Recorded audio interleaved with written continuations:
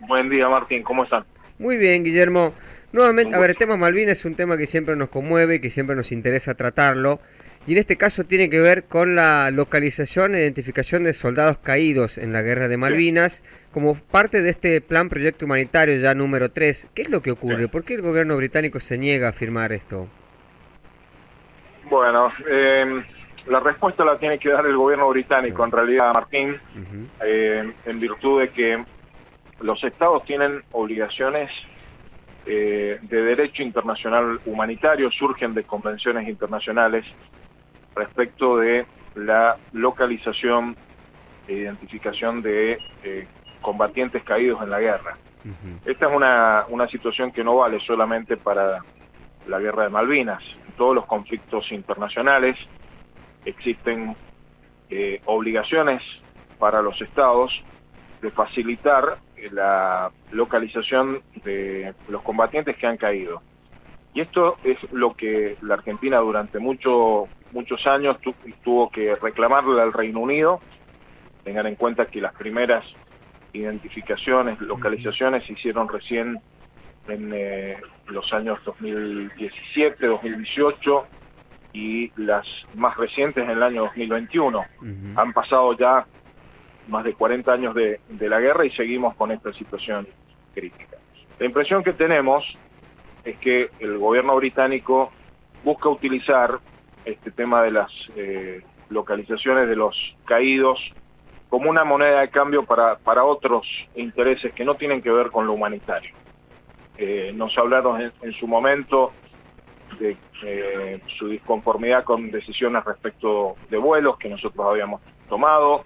Sí, Ahora incluso están tratando de utilizar como pretexto nuestra decisión de dejar sin efectos Forador y Duncan. sí. Lo que nosotros decimos, las obligaciones humanitarias para la Argentina y para el Reino Unido no pueden someterse a otras lógicas que no tengan que ver con lo estrictamente humanitario. Esto lo hemos hecho saber en muchas ocasiones, la última de ellas el miércoles pasado, cuando remitimos una nota al gobierno británico planteando nuestra exigencia de que se pueda realizar esta nueva etapa para la localización de caídos en la guerra mal. Mm.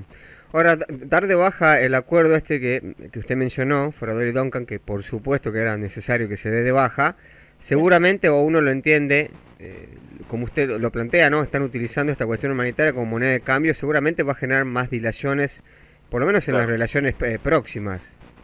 Esperemos que no sea Sí, así, obviamente, pero lo que sí, uno sí. entiende es lo que está pasando. Claro, es importante tener en cuenta que lo humanitario, el plan proyecto humanitario no surgió con Forador y Duncan. Bien.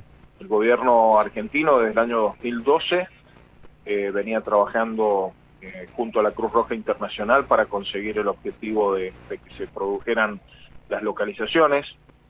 Se firmó un acuerdo para la realización del primer plan proyecto humanitario en diciembre del 2016, es Sí. decir, después de lo de Forador y Duncan no tuvo una vinculación de ningún tipo. Y luego en el año 2021, durante el gobierno ya del presidente Fernández, se firmó el Plan Proyecto Humanitario 2, lo cual confirma que este Plan Proyecto Humanitario nada tiene que ver con Forador y Duncan. Bien. Yo lo reitero, es un concepto muy básico, pero es importante tenerlo siempre muy presente. Las obligaciones humanitarias de los estados surgen de convenciones internacionales, en este caso la Convención de Ginebra es la que rige, no de algo que puedan haber pautado los gobiernos como una agenda de relacionamiento bilateral como fue el comunicado conjunto por Adorido. Bien. Guillermo, ahora queda claro que estas dilaciones también generan preocupaciones, malestar y complicaciones en los familiares, ¿no? De los soldados argentinos, los héroes caídos en Malvinas, porque, no, a ver, recuérdenos usted, ¿cuándo fue la última vez que un familiar pudo visitar el cementerio de Darwin, por ejemplo? Oficialmente las visitas se produjeron hasta el momento en que comenzó la pandemia. Ujú. Eh, Cuando comienza la pandemia se dificultan estas visitas en tanto y en cuanto el gobierno británico cortó todos los vínculos aéreos Claro.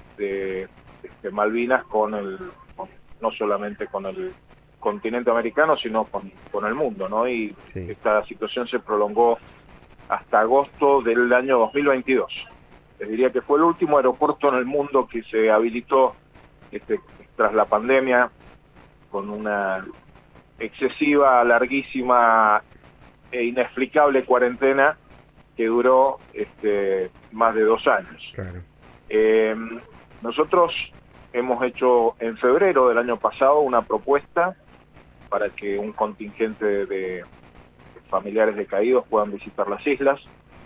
Hemos definido una priorización, resolvimos todos los aspectos logísticos y desde febrero del año pasado, febrero del 2022, se están produciendo las dilaciones por parte del Reino Unido.